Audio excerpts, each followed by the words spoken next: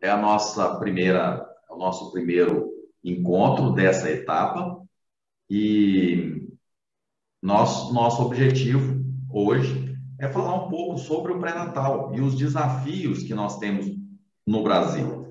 Esses são os objetivos, falar um pouquinho da história, afinal de contas, tudo que a gente faz, a gente precisa conhecer. A gente faz pré-natal, nós temos que saber para que serve isso, qual que é o objetivo, a gente tem que ter muita clareza.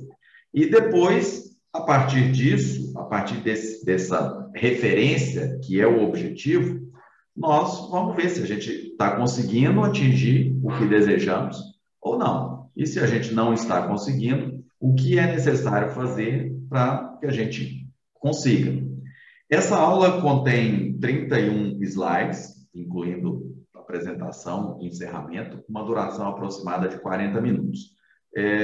Geralmente eu faço isso, toda aula que eu apresento aqui o número de slides e duração aproximada, de forma que vocês saibam muito bem o que vem pela frente. Eu queria, antes de passar para o próximo slide, vocês podem colocar aqui no chat o que vocês entendem aí por objetivo do pré-natal. Afinal de contas, vocês são pré-natalistas.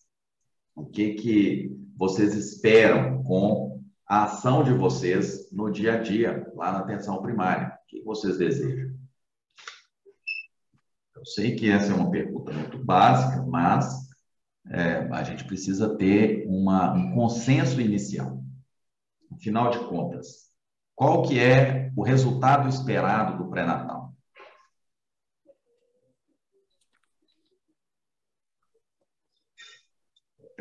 Nós vamos dialogando muito pelo chat.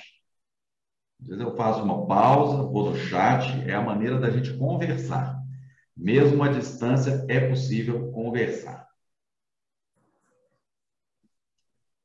Qual o objetivo esperado, afinal?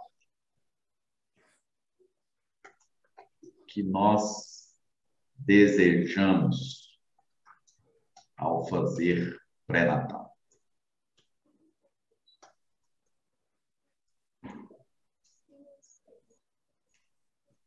Gente, vamos. A gente precisa de iniciar um diálogo. Garantir uma gravidez, parto e nascimento saudáveis. Reduzir mortalidade materna e infantil. Perfeito. A Gerda colocou aqui que o pré-natal tem um foco no feto, no bebê e na mãe. Reduzir morte e doenças e problemas em ambos. Promoção da saúde da mãe e do concepto. Exatamente. Além de reduzir a mortalidade, a morbidade, nós queremos promover saúde. Saúde de um modo geral. Então, são objetivos que ultrapassam esse intervalo de tempo que compreende os 9 meses da gravidez. Nós queremos promover a saúde dessa mulher e que esses efeitos, eles se prolongam mesmo depois que acaba a gravidez. Incluir o parceiro também, perfeito. Então, nós queremos promover a saúde da mulher e do parceiro. Tem atualmente um outro objetivo muito importante, mas é muito importante, ele foi incluído na publicação da OMS de 2016, que trata dos objetivos do pré-natal. Vamos ver se vocês identificam, é um outro objetivo. Então, está aí, a OMS falando nessa publicação de 2016, o que é. Na verdade, o pré-natal, então, é um pacote, um grande pacote. Nós fazemos muitas coisas no pré-natal. É um cuidado prestado por profissionais de saúde qualificados para gestantes e adolescentes, a fim de melhorar as condições de saúde. E nós utilizamos várias intervenções. Identificamos risco, prevenimos e manejamos doenças relacionadas à gravidez ou simultâneas, educação em saúde, promoção da saúde. Acho que esse é o consenso inicial. Nós temos alguns marcos muito importantes no pré-natal.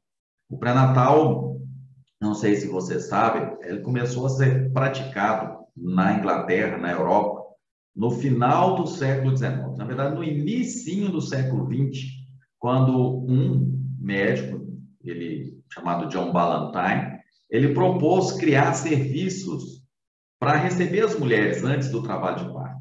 Até aquela época, o primeiro contato das mulheres com o serviço de saúde acabava sendo na hora do parto, não existia pré-natal. E aí, obviamente, haviam algumas surpresas. Mas, inicialmente, o John Ballantyne, ele tinha uma ideia de uma espécie de um anexo ao hospital. Não era esse formato que nós conhecemos hoje de serviço ambulatorial, fora do hospital. Ele queria criar lá uma ala que as mulheres ficavam ali 15 dias, um mês. Talvez isso se pareça muito com as nossas casas de gestantes que são propostas hoje. Então, vejam como que o tempo passa e algumas coisas mudam, mas outras, embora com nomes diferentes, permanecem. Hoje nós temos muito o modelo de casa de gestante, que talvez resgate isso que o John Ballantyne propunha em 1901. Em 1915, vejam que interessante, o Williams, um obstetra também importante, americano, o pré-natal já tinha se esparramado, mas existia um conceito de pré-natal. Vejam o que ele dizia. Cuidado do pré-natal deve se desenvolver sob a supervisão do diretor do hospital, deve ser realizado por médicos homens, suficientemente treinados para fazer um diagnóstico confiável. Pode até ter enfermeiras que têm uma experiência obstétrica considerável e algum treinamento em serviço social e devem receber salários adequados. É muito curioso, né? É um modelo tecnocrático centrado no médico homem, vejam que era naquela época era o único que se considerava que tinha competência suficiente para isso. E as enfermeiras entravam de maneira acessória. Bom, nós não concordamos com isso mais, mas em tudo tem alguma coisa que permanece. Enfermeiras com treinamento em serviço social, isso é importante, acho que deve fazer parte do treinamento de todo mundo que faz pré-natal, que é ter compreender que a mulher ela tem contextos sociais que são relevantes para o resultado. Em 1929, na Inglaterra, já começaram a aparecer várias clínicas de pré-natal, mas cada uma fazia o pré-natal do seu jeito, não tinha um padrão. E aí o Ministério da Saúde inglês resolveu estabelecer algumas normas, estabelecer um padrão. E o primeiro padrão estabelecido foi sobre o calendário. Como que devia ser o calendário, qual que era a frequência de consultas. Esse memorando, ele não falou sobre o conteúdo, mas qual que era a frequência de consultas. Bom, a frequência de consultas devia ter uma primeira consulta com 16 semanas, outra com 24, 28, depois quinzenal entre 28 e semanal entre 28 e 36 e semanal após 36. Olha que interessante que é praticamente o mesmo desenho que existe até hoje. O nosso calendário hoje é basicamente a mesma coisa. A gente simplesmente recomenda uma consulta adicional mais precoce. Em 1929, 16 semanas era precoce, era muito precoce, afinal de contas, o pré-natal começava com o diagnóstico de gravidez. E o diagnóstico de gravidez, em 1929, era clínico, era quando a barriga crescia, o BCF tornava-se audível. Então, isso era precoce.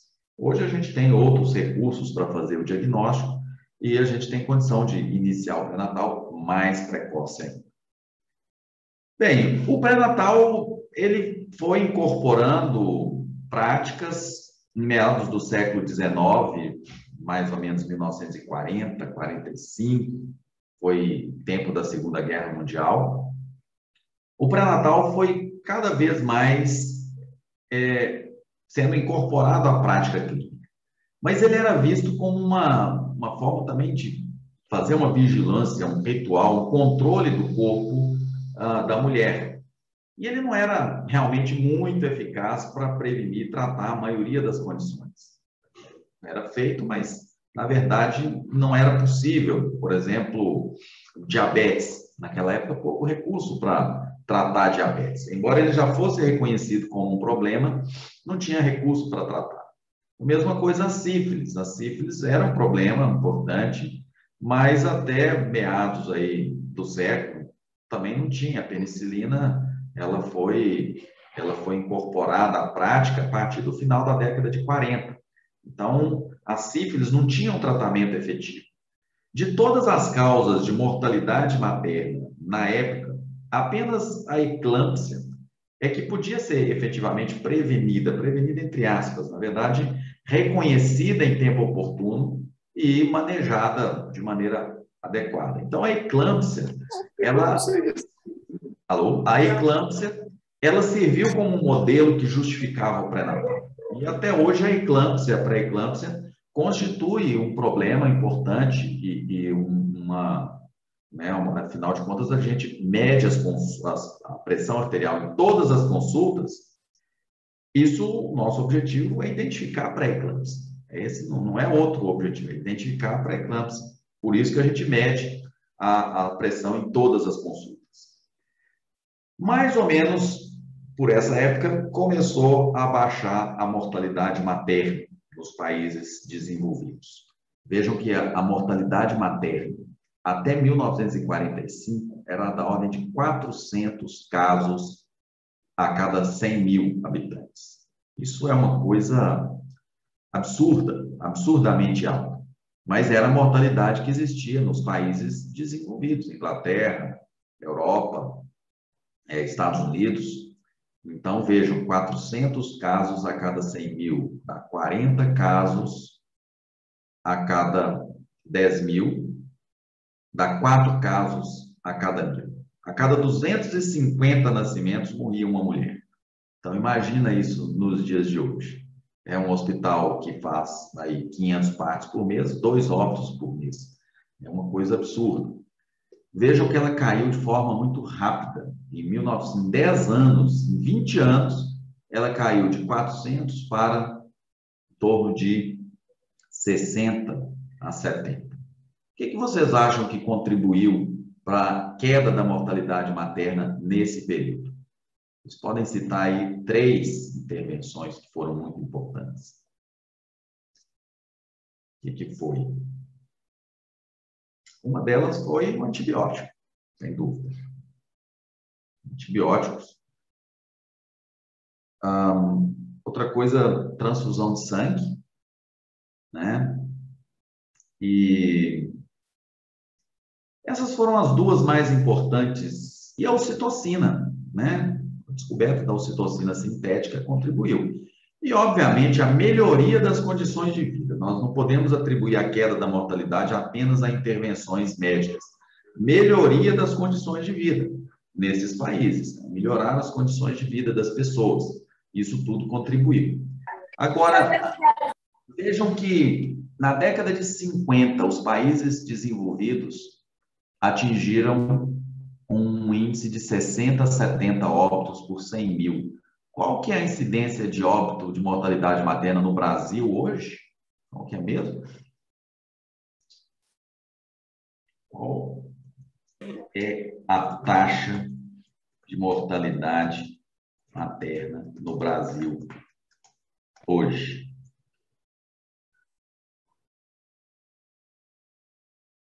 Ou no estado do Amazonas? Para a gente ser mais específico. Importante, não é coisa que precisa decorar, mas a gente tem que ter isso mais ou menos claro na nossa cabeça.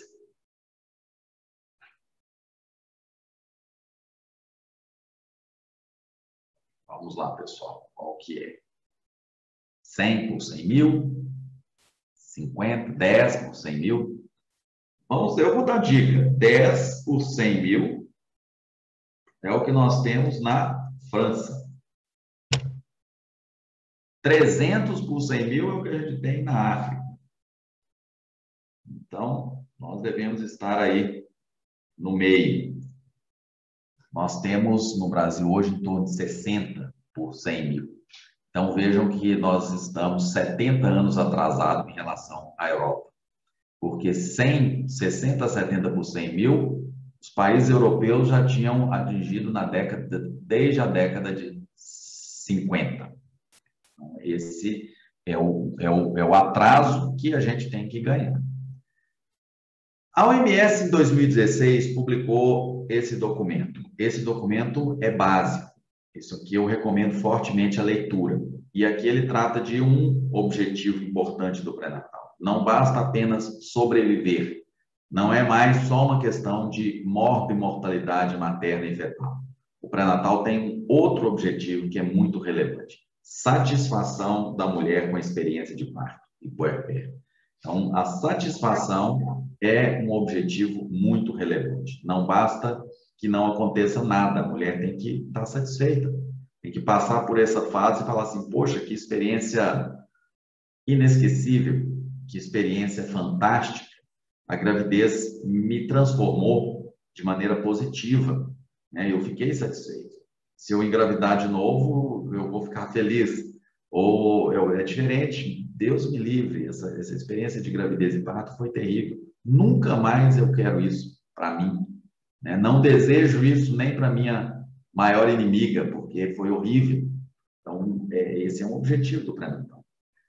Muito bem, onde a gente chegou? Onde estamos? Existem alguns marcos do pré-natal no Brasil também. A Rede Cegonha, em 2012, ela traz inovações muito importantes. Muito bem, onde que a gente chegou em termos de pré-natal no Brasil? Aqui está, o pré-natal no Brasil, se vocês entrarem lá no DataSUS, vocês verão que existem dados sobre número de consultas no pré-natal, que traduz acesso, né, ao longo dos últimos 25 anos.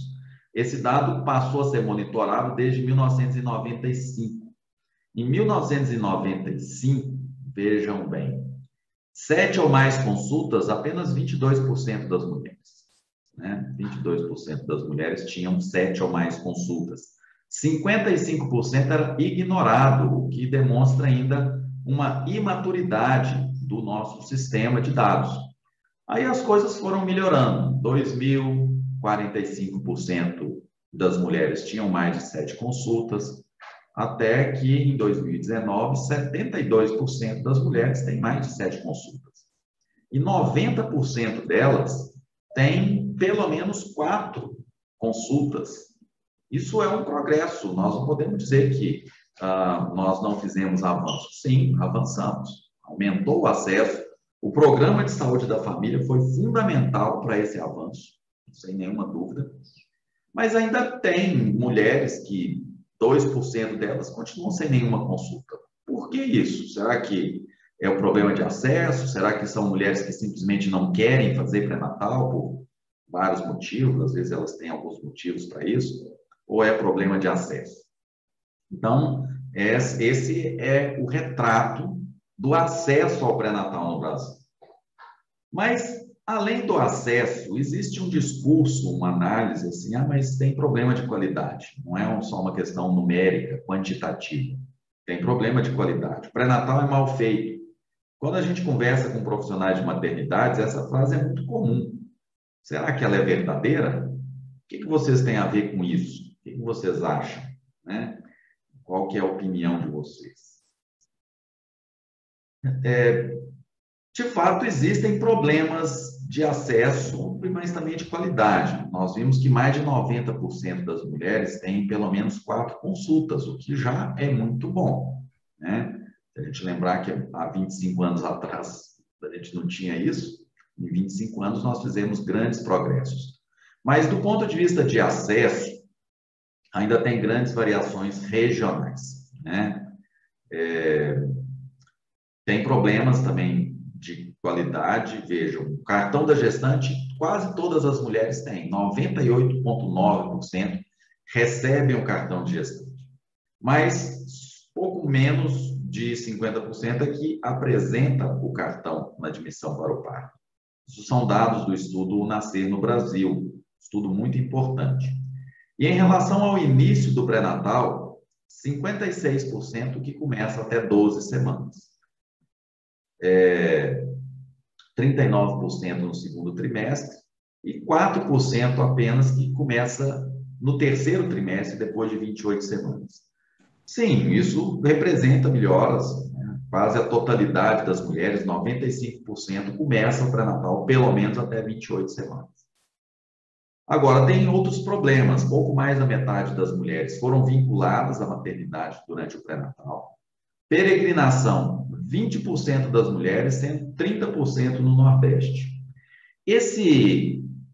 Essa análise de adequação do pré-natal mostra também dados muito importantes. O que foi definido como pré-natal adequado? Bom, o mais adequado é aquele que começa com menos de 12 semanas, tem um número adequado de consultas para a idade gestacional, né, que seria esse daqui, uma adequação básica. Agora, o segundo nível de adequação é aquele que, além de começar com menos de 12 semanas, tem um número adequado de consultas, faz os exames preconizados e recebe orientação sobre a maternidade de referência. Agora, o ideal é aquela mulher que, além disso tudo, ainda tem o parto na maternidade de referência. Esse daqui que seria o critério mais completo de adequação. E esse só foi obtido em 16% das gestantes, né? Também com grandes variações regionais, vejam, região norte, 10% apenas. Então, 90% não atingiu essa nota máxima de adequação do pré-natal. Importantes variações regionais. E aqui estão alguns dos resultados, né? Nós tivemos algum sucesso em algumas questões, erradicamos tétano neonatal, rubéola congênita não existe mais no Brasil, por isso que a própria sorologia para rubéola, ela deixou de ser relevante no pré-natal. Nós não temos rubéola congênita. Se não me engano, já tem mais de 10 anos. O tabagismo caiu. É óbvio que tabagismo não foi fruto, a queda do tabagismo não foi fruto de ações do pré-natal. Existiram outras ações mais gerais que contribuíram para isso. A transmissão vertical do HIV caiu. Hoje nós praticamente erradicamos a transmissão vertical. Muitos municípios brasileiros não têm mais transmissão vertical do HIV. Isso é um sucesso, assim como a transmissão da hepatite B. Mas veja, por outro lado, a mortalidade materna permanece estável há 20 anos. A mortalidade fetal também, há 20 anos, aliás, desde 96, que morrem a cada 1.000 gestantes, 10 fetos, 10 bebês morrem dentro do útero. Isso não muda. Então, de cada 100 mulheres, tem um óbito fetal. Nos países desenvolvidos, esse indicador é metade, 5 por 1.000. A sífilis só cresce, só cresceu. O índice de cesariana atingiu 50% em 2009, 56% em 2014. E tem estados do Brasil, Mato Grosso, Espírito Santo, que é mais de 60%. Ora, preparar a mulher para o parto não é um objetivo do cuidado perinatal? Sim. Então, isso demonstra que nós temos espaço para melhora. É óbvio que todos os resultados, eles são frutos de múltiplas intervenções, não apenas do pré-natal.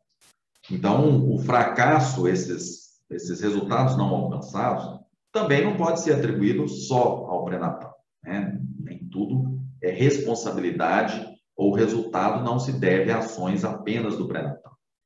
Esse quadro eu coloquei é um quadro em construção, vocês podem acrescentar coisas aí também, viu? Isso aí pode ficar até como uma atividade. O que mais de sucesso que a gente obteve e o que seria resultado esperado que nós não obtivemos, viu? É um exercício, uma tarefa. Então, estamos satisfeitos com resultados do pré-natal? Vejam que essa pergunta tem sido feita desde 1934. Olha o time. Estamos satisfeitos com os resultados do pré-natal? Vocês estão? Parcialmente, né? Estamos satisfeitos?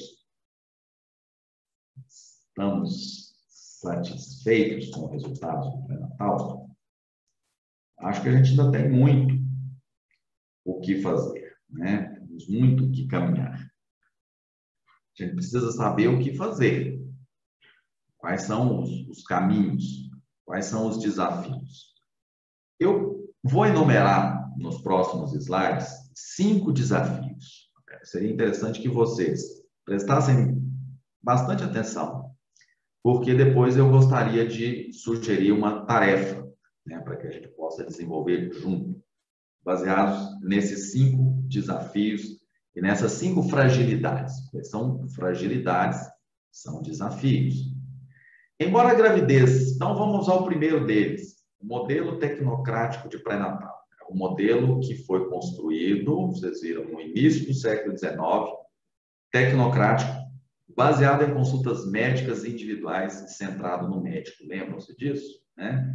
Pré-natal, ele deve ser feito por homens, médicos, homens, treinados e capacitados em fazer diagnóstico de patologias. Tá? É óbvio que fazer o diagnóstico de patologias é muito importante. Nós temos que fazer o diagnóstico da hipertensão, do diabetes, das infecções congênitas, infecções na gravidez, temos que fazer. Mas a função de prevenção de doenças e promoção da saúde do pré-natal, embora claramente reconhecida, e vocês apontaram isso no começo da aula, na prática nem sempre é traduzida em intervenções efetivas.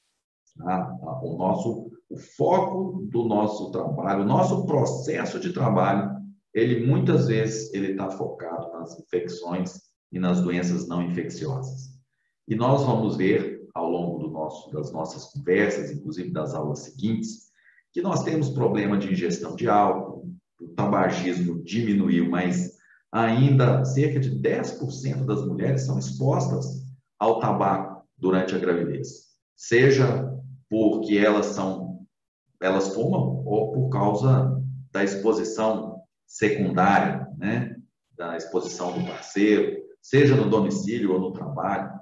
Nós temos substâncias ilícitas, a gente tem obesidade que afeta 20% das mulheres e que é um importante fator de risco. A gente tem violência doméstica, uma em cada 4 mulheres, segundo a OMS, tem história de violência doméstica, tanto violência física quanto violência emocional. Olha, a violência doméstica está diretamente ligada à prematuridade e baixo peso. Então, veja, é um resultado adverso que a gente não tem conseguido mudar. A incidência de prematuridade no Brasil, apesar da melhoria do nosso pré-natal, do maior acesso, ela só aumentou, ela não diminuiu. Esse é outro ponto que nós temos fracassado. A gente não consegue diminuir a questão da violência, da prematuridade. Às vezes a gente acha que a prematuridade, a gente fica buscando explicar a prematuridade com algumas infecções, como infecção urinária. A violência doméstica tem um impacto tão relevante, ou até maior, do que a infecção urinária sobre a prevalência de prematuridade. Então, a gente precisa preocupar com isso também. A depressão na gravidez e no puerpério, que pode afetar de 10 a 25% das mulheres, e que tem efeitos de longo prazo na prole. Então, precisamos identificar essas condições e manejar de forma efetiva. Oi, coração. Oh, meu neném. Gente, quem quer fazer pergunta? Então, segundo desafio, recursos humanos, que somos nós, são vocês, quem são os profissionais habilitados a atuar como pré-natalista? Médicos e enfermeiros. Médicos, médicas e enfermeiras, desde que tenham sido educados e treinados até o nível de proficiência. Ok? O que é nível de proficiência? Nível de proficiência em pré-natal é aquele que domina algumas competências fundamentais básicas, que incluem comunicação efetiva, gestão do risco gestacional, manejar as condições comuns, ajudar a mulher a elaborar um plano de parto e, inclusive, reconhecer o início do trabalho de parto, porque isso é importante para manejar a mulher no final da gravidez. Para não dar alta para ela com 37 semanas, porque a gente não consegue manejar esse final de gravidez que é caracterizado, às vezes, por dores. A mulher sente muitas dores, ela sente insegurança, ela acha que fica com medo de acontecer alguma coisa com o bebê. Ou seja, a gente precisa manejar esse final da gravidez. No Brasil, o pré-natal é feito por médicos e enfermeiros generalistas, 75% e 25%. São proficientes? Essa pergunta eu gostaria de fazê-la diretamente para vocês, né? Vocês todos são proficientes? Dominam muito bem todas essas competências fundamentais?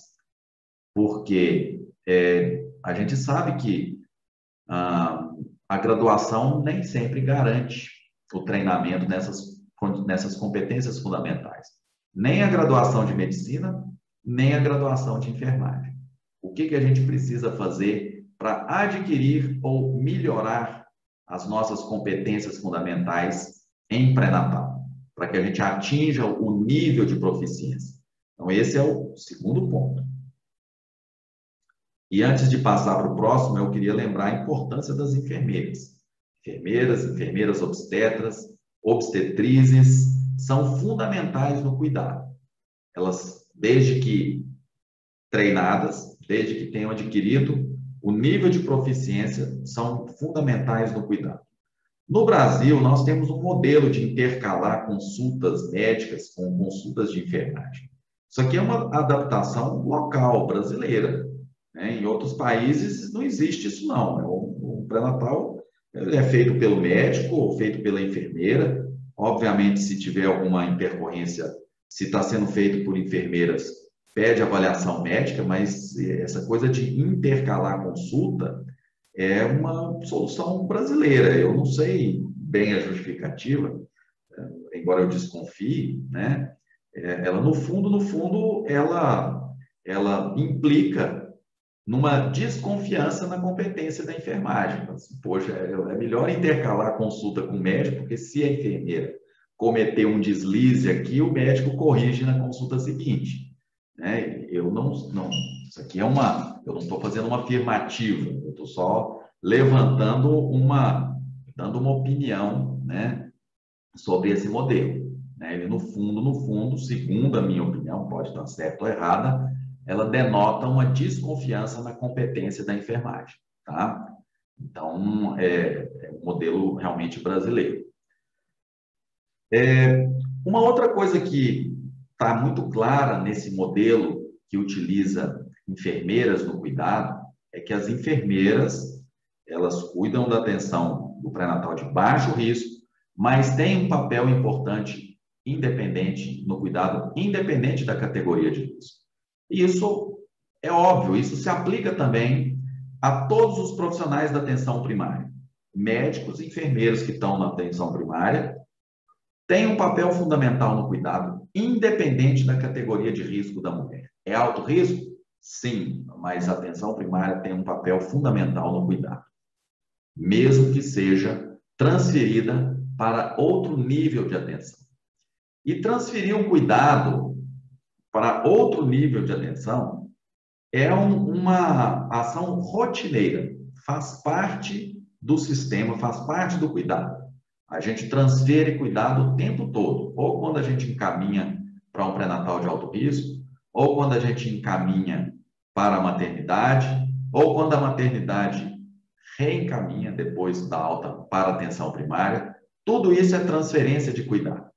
E toda transferência de cuidado, ela implica em risco, porque informações críticas podem ser perdidas, e isso pode levar a resultados adversos.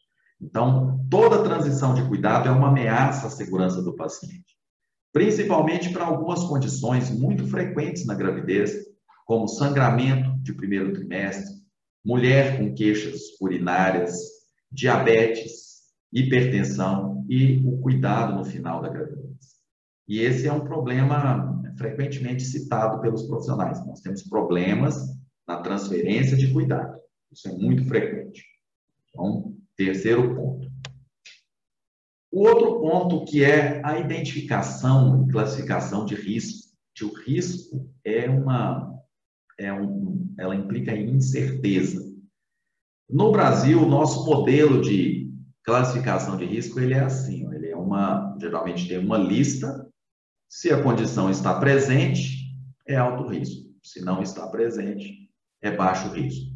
Às vezes a gente propõe algumas categorias intermediárias, como médio risco, que, enfim, de toda maneira são modelos categóricos, que tem ou não tem. Ou então tem mais ou menos assim um risco médio. Esse modelo tem alguns problemas. Ele é fácil de usar, né? É fácil de usar, mas ele também tem alguns problemas. Ele muitas vezes essa dicotomia de alto versus baixo implica em uma quebra na continuidade do cuidado. Às vezes a gente identifica risco, mas não adota intervenção preventiva. E eventos adversos acontecem em pacientes sem fatores de risco. Então, esse é o problema dessa questão do risco. A gente precisa avançar nesse ponto. Eu acho que esse vai ser uma tarefa nossa, né? Nós precisamos avançar na questão do risco. A questão do risco não é só de identificar risco. Nós temos que ser nós temos que ser mais sofisticados. Nós temos que falar de gestão de risco. Então, para todo risco identificado, nós temos que perguntar, risco de quê? Essa paciente aqui com hipertensão foi classificada como alto risco. Ok, mas risco de quê? O que pode acontecer? Qual que é o tamanho desse risco? Ele pode acontecer quando? Qual que é a probabilidade disso acontecer? E se acontecer esse evento, o que a gente pode fazer para mitigar o impacto do risco? E isso chama-se gestão de risco. Eu até coloquei aí no nosso grupo essa fotografia, porque a gestão de risco, ela faz parte das empresas. As empresas, né, você vai construir uma ponte, você vai construir uma estrada, os projetistas, eles fazem uma avaliação dos riscos envolvidos. É a mesma coisa na gravidez. Nós vamos começar um pré-natal, nós temos que identificar risco, avaliar, a gente tem que propor uma abordagem desse risco, monitorar e comunicar. Isso aqui nós vamos explorar ao longo do nosso curso, né? Porque as diretrizes falam que quando a gente encaminha uma paciente para um pré-natal de alto risco, a atenção primária continua responsável pelo cuidado. Mas o que significa isso de fato? Como que a gente compartilha o cuidado de maneira mais efetiva, né? Essa que é a pergunta que eu quero colocar para vocês. Compartilhar o cuidado ou continuar responsável pelo cuidado significa o quê? Intercalar uma consulta, garantir os insumos para medir a glicose, medir a pressão da paciente no intervalo das consultas com o pré-natal de alto risco.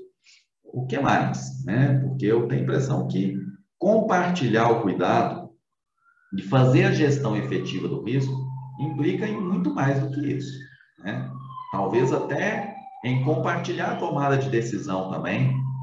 Isso é um manejo mais sofisticado do risco.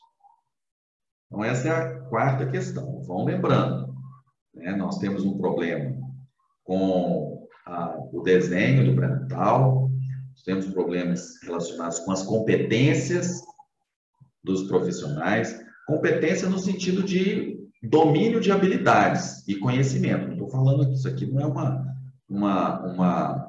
um julgamento, né?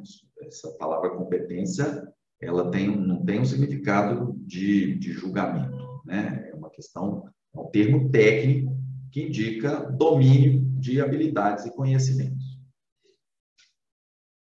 Por fim, nós temos questão das diretrizes. No Brasil, nós temos vários manuais que são muito bons, né? Eu gosto muito dos cadernos da atenção básica. A gente tem, em 2016, os protocolos da atenção básica. E o Ministério da Saúde produz uma série de outros manuais, né? Manual de diabetes, tem o manual dos PCDTs de HIV, de sífilis, de hepatite. Então, são uma série de manuais e protocolos clínicos e diretrizes terapêuticas. Tanto o CAB 32, quanto o Manual Técnico de Gestação de Alto Risco estão em processo de atualização. Mas a gente ainda tem que fazer perguntas adicionais. Todo protocolo ou toda diretriz tem que estabelecer de maneira muito clara quem vai fazer o quê e o que deve ser feito, né? Então, a gente deve aguardar os cadernos, né, que estão sendo atualizados, mas a gente deve sempre colocar no nosso horizonte. Será que a gente não deveria ou poderia ter uma diretriz nacional de atenção ao pré-natal, baseado em evidências, elaborada utilizando metodologia adequada para fazer diretrizes, igual nós fizemos com a Diretriz Nacional de Assistência ao Parto Normal, foi publicada em 2016, que é muito boa, teve como base a diretriz inglesa de pré-natal, de parto, de cuidado no parto, e até como a Inglaterra, por exemplo, tem uma diretriz de cuidado pré-natal muito boa, né? Feita em 2008, atualizada em 2018, e que responde sempre quem vai fazer o quê e o que deve ser feito. Isso tudo deve estar colocado com muita clareza em toda a diretriz. Bom, pessoal, estamos acabando a nossa aula e aqui só para apresentar para vocês o plano do curso todo. Em amarelinho são as aulas que foram dadas no nosso encontro presencial, né?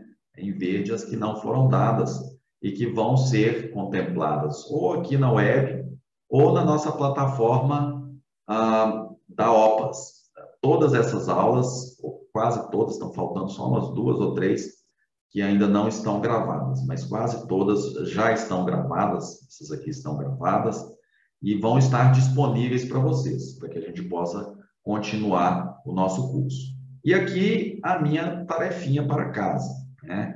Então vejam que a gente falou de competências, gestão de risco, transferência do cuidado, o desenho atual do nosso pré-natal e as diretrizes. Eu propus aqui que a gente faça essa descrição para 2 condições muito comuns, que é a hipertensão na gravidez e o diabetes gestacional. De repente, um grupo trabalha com uma, outro trabalha com a outra condição. E a gente buscar responder essas perguntas e construir a nossa tabelinha. Aqui está a bibliografia da apresentação. E, enfim, é isso.